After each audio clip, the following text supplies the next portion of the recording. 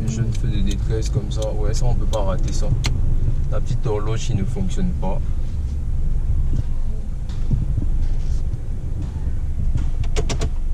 Voilà. Viens sur le sélecteur. Voilà. Donc on remonte, on repasse en R, voilà. On a du jus comme nous.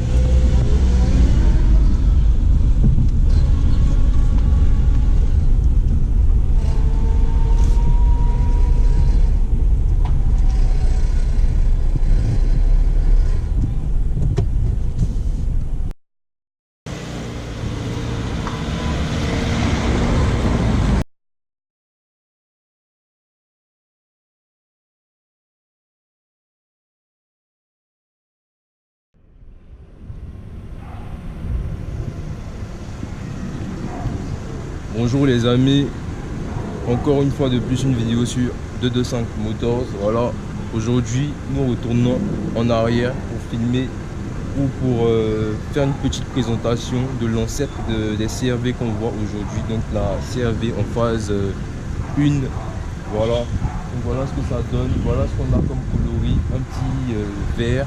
Voilà, je sais pas exactement quel genre de vert c'est, mais bon, voilà, un vert on va dire foncé, je sais pas.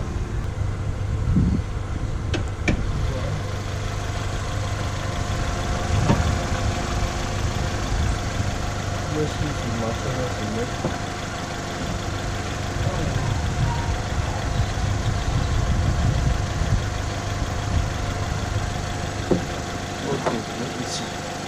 Putain, ce fut chaud. Donc voilà le moteur qu'on a.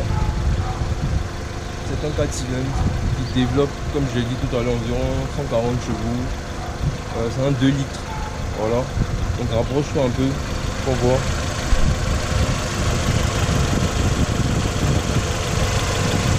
Bon, il y a beaucoup d'espace, hein, voilà. Les japonaises, il y a beaucoup de. Voilà. Il y a de quoi travailler et tout.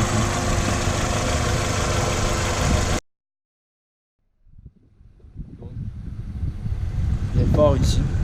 Voilà. Bon, je ne suis pas très fanatique de ces optiques là, mais disons que dans les années, début des années 2000, c'est ce qui se faisait de standard, ce qui était, voilà quoi. Donc ça passait très bien. Aujourd'hui, c'est clair que ce n'est plus du tout à l'ordre du jour. Voilà, mais cette voiture, on peut dire en guillemets que ça sera bientôt un classique. Donc voilà, la petite calandre. Voilà, avec le logo Honda légèrement fissuré. Voilà ce qu'on a. Ça, plastique, bien entendu, se casse assez facilement. Ici, bon, la voiture ayant un peu vieilli, on a un peu de rouille et tout ça, mais bon, c'est pas grand chose. Et vu que la voiture, je la stocke, je ne la roule pas, quasiment enfin jamais, c'est la première fois que je la sors. Donc on a une roue à plat, j'avais pas remarqué et tout, mais bon c'est pas grave, ça n'empêche pas une présentation disons complète. Même si on ne pourra pas faire d'essai routier vraiment poussé, voilà. Donc les jantes en 15 pouces.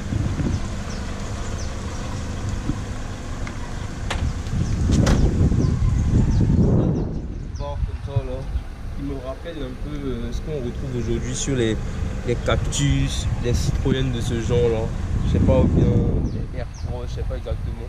Aujourd'hui on a des petites barres comme ça qui passent sur les Citroën et autres, je sais pas, bon pour ceux qui connaissent, on a des barres de toit ici, voilà.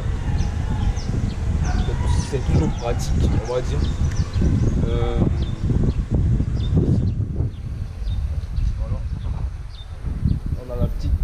Comme ça là, petit taillon comme ça.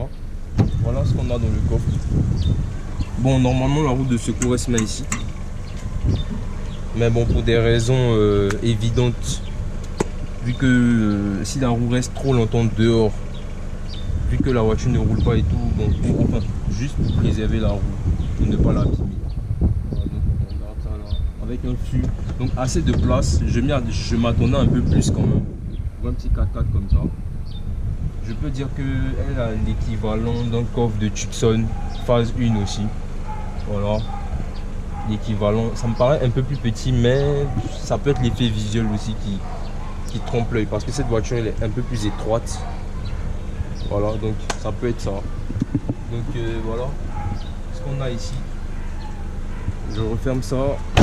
Voilà, simplement. Petit logo Honda, CRV. Ça par contre, si on veut pas garder, il y a la possibilité de dévisser ça, d'enlever ça carrément, de garder l'arrière tout plat. Voilà, bon, les goûts et les couleurs ne se discutent pas, chacun fera comme il veut. Ici on a les feux arrière que je n'aime pas particulièrement. Je trouve ça un peu trop, on va dire. Voilà, ça aurait été pas mal d'avoir un petit montant là, et puis des phares ici, mais je respecte l'originalité pour l'époque et tout ça. C'était, on peut dire, novateur, on va dire. Il n'y a pas, je peux dire, il n'y a aucun 4x4 qui faisait ça, hein, à part les CRV. Voilà, donc pas mal quand même. Voilà, on a des petits feux ici aussi.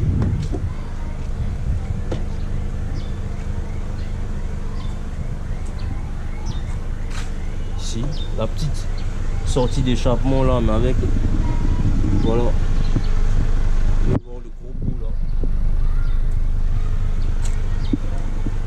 Bon, on va passer tout de suite à l'intérieur. Vraiment sur cette voiture, moi ce qui me plaît et ce qui m'a le plus je vais pas dire impressionné, mais qui m'a le plus étonné, c'était de voir que l'intérieur était quand même travaillé pour une voiture qui est sortie avant 2000. Voilà, on va passer tout de suite à l'intérieur, on va voir ce que ça donne. Bon, on va voir la banquette arrière vite fait, comme ça on va finir avec ça et puis voilà.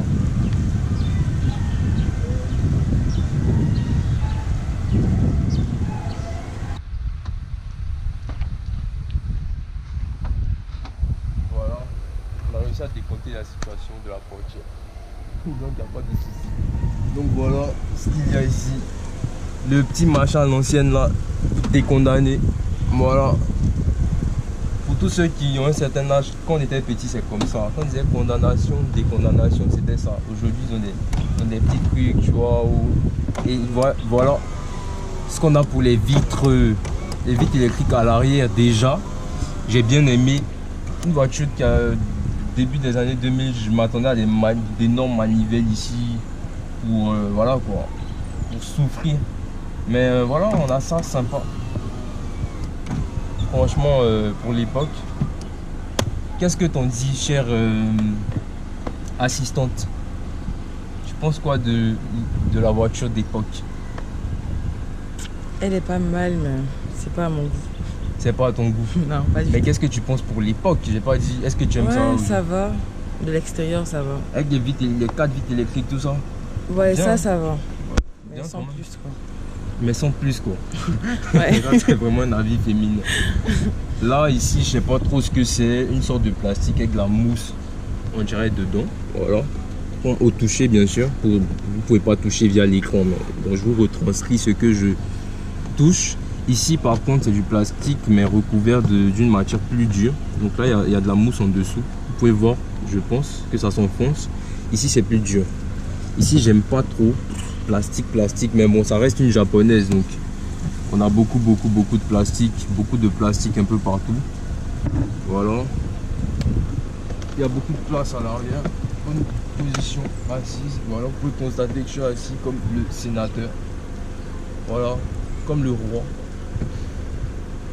Voilà, donc les petites, voilà, pochettes de rangement là, petit, je sais pas, filet, machin. Ici aussi, filet, pas mal du tout. Pareil ici, les portières sont pareilles, donc pas besoin de faire les deux, bien sûr. Voilà ce qu'on a pour s'accrocher en cas de cascade. Voilà, pas mal. Il y a la petite, voilà, ampoule de plafond, lumière de plafond, bon, enfin comme vous voulez. Voilà, pas mal. Je pense que cette voiture était pas mal optionnée quand même pour une aussi vieille voiture. Franchement, j'ai été surpris. vraiment surpris. Donc on passe à l'avant, bien entendu. Les portières, pareil, à la petite différence que ici nous ne retrouvons pas le petit bouton des vitres électriques. On a carrément tout ça ici, les quatre ici. C'est toutes ces petites choses qui m'ont un peu interpellé sur cette voiture. Je me suis dit, bon, finalement, c'est une voiture présentable parce qu'un peu atypique quand même. Je la connaissais pas du tout. Je suis un peu hésitant dans ma présentation, mais c'est une voiture que je découvre en même temps que vous. Donc, franchement, elle est pas mal. Les petites sorties de clim comme ça, les phares, ouais, si je me trompe pas, mais je pense que c'est ça. Ce qui est bien, c'est que c'est une boîte automatique. Donc voilà ce qu'on a pour le levier. Donc regardez le sélecteur, l'affichage pour le sélecteur de vitesse là, vous voyez R. Bon, après pour ce qui est de 1, 2, D2, D4, tout ça, franchement je ne sais pas exactement à quoi ces modes peuvent servir. Voilà. Mais franchement le petit levier là comme ça, peut-être qu'il y a beaucoup d'espace, il n'y a rien ici. Et il faut préciser que c'est une transmission intégrale, donc c'est un vrai 4x4, une vraie 4 roues motrices. Ce n'est pas une traction. Voilà ce qu'on a pour le tableau de bord. Vitesse maximale affichée à 220, mais je ne pense pas qu'elle puisse atteindre les 180. Soyons honnêtes. Voilà, à moins de partir vraiment en mode cascade. Le petit volant incliné. J'aime pas. Le volant est beaucoup trop incliné à mon goût. Peut-être pour avoir une position. Donc je ne suis pas très fanatique. Des petits klaxons comme ça. Voilà, petit klaxon. Mais bon, deux klaxons comme ça sur le volant, pas mal, mais ça doit être facile d'appuyer dessus assez souvent sans faire exprès. Enfin, j'ai pas conduit la voiture vraiment souvent, donc je ne peux pas m'avancer à dire ça. Les positions de phare ici, les différentes positions de phare, donc ici pas mal aussi. Voilà, les rétroviseurs aussi électriques.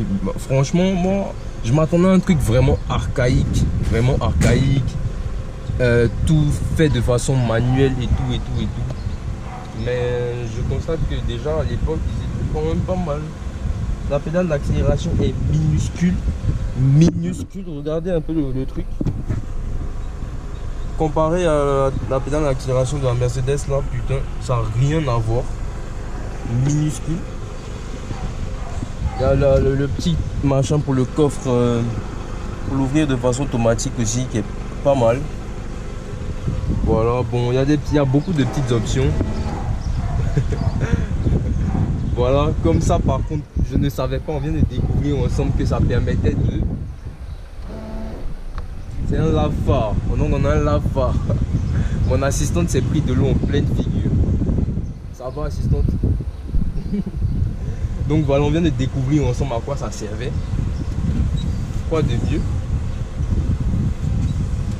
Les jeunes essuie-glaces, bon, enfin des détails. L'autoradio, je ne sais vraiment pas s'il est d'origine. Franchement, je ne pense pas. Mais bon, comme j'ai dit, je ne sais pas. La clim, c'est une voiture très simple. Vous voyez, il n'y a rien. L'autoradio, la clim, c'est tout. Il y a beaucoup d'espace rangement. Voilà. Beaucoup d'espace rangement là. L'allume-cigare. La jeune boîte à gants. Avec... voilà, on voit un peu l'espace qu'il y a dans la boîte à gants. Viens là, regarde. Avec la garantie, le suivi, comment ça s'appelle là? Le manuel, tout ça d'utilisation. Enfin bon, c'est pas mal quoi. Il y a tout ça quand même.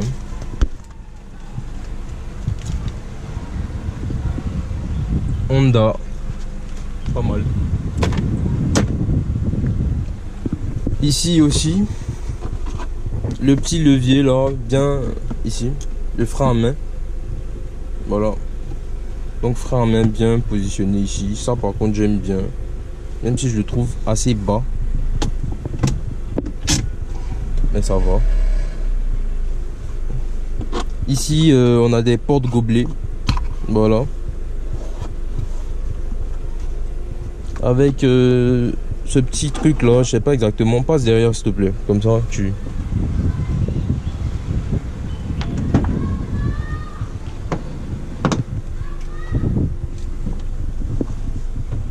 Donc comme je disais, les portes gobelets. Bon, ça vraiment, chacun fera ce qu'il veut de ça, je sais pas. Je sais pas, on doit pouvoir bouger ça. Une fois appuyé, ici comme ça, permet de descendre ce petit plateau là qu'on a comme ça. Donc ça dépend de tout un chacun. La position que vous choisissez, ben voilà. Les sièges, j'avais pas parlé des sièges. Tu peux venir en avant maintenant s'il te plaît. Donc je déteste le tissu des sièges, mais je déteste vraiment cette couleur, ce semblant de bleu, de turquoise ou de violet, je sais pas exactement, mélangé au gris avec des zigzags. Je sais pas comment ils ont été inspirés là, mais franchement je ne trouve pas ça, alors pas du tout beau. Voilà, les appuis tête aussi troués comme ça, c'est pas du tout mon délire. Franchement, bon, peut-être pour l'intérieur, ce sont les points négatifs. Bon, enfin, pas négatifs. Je veux dire, mes points négatifs à moi, que je n'aime pas. Voilà, j'aime pas du tout la config. La configuration, pour moi, elle est triste. La configuration de la voiture, elle remonte pas le moral. Du tout. C'est pas la voiture, t'es triste, tu montes dans la voiture. Tu mets de la musique, t'es heureux, non. Enfin, non. Elle est trop triste. Elle n'est pas très lumineuse. Bon, on va pas dire ça, elle n'est pas très colorée, voilà. Elle n'est pas très colorée. Bon, quand je parle de coloré, je parle pas de ce genre de couleur là, bien entendu. On s'est compris. Voilà, les seuils de porte comme ça, en pointillé là. Bon, pas mal. Ça doit être une sorte d'anti-dérapant là. Pas mal, donc même si on a le pied mouillé, qu'on le pose ici, normalement, voilà, ça tient. Au moment de monter, on ne risque pas de faire un faux pas, c'est déjà pas mal. Voilà, je pense que le tour a été fait. Bien, on regarde ça. Donc les pare-soleil là, très légers. Bon, pas mal, on a connu... Les pare-soleil des nouvelles XF, des nouvelles Range Rover sont encore plus légers que ça. Bon, ça va, c'est bien. C'est bien rembourré. Pour l'époque, c'est resté très propre. Je pense que la voiture était très bien entretenue. C'est resté, regardez, c'est propre. Le miroir, ça va quoi. C'est propre. Pareil ici, c'est très propre. Le rétroviseur ici, pas très beau. Franchement, avec le machin là, il n'est pas très beau. Il est simple, il est efficace, il fait l'affaire, mais il n'est pas très beau. Ça, faut être honnête. Maintenant, là, ça par contre, c'est un peu stylé pour l'époque. Ça va quoi. Ça c'est beau, ça c'est beau. Ça doit pas éclairer de ouf, c'est sûr, mais c'est beau. Voilà. Le ciel de toit, comme ça, le plafond aussi, pas mal. J'aime bien. Par contre, la couleur ici. Les montants aussi bien. Ils n'ont pas fait l'erreur de les faire en tissu. Donc ça ne se décolle pas à la longue. Le ciel aussi ici, le plafond, il n'est pas fait en tissu. Donc très bien. Il ne connaîtra pas de problème de décollage, de vieillesse et tout. Il est très bien. Donc ça, ce sont des bons points sur cette auto.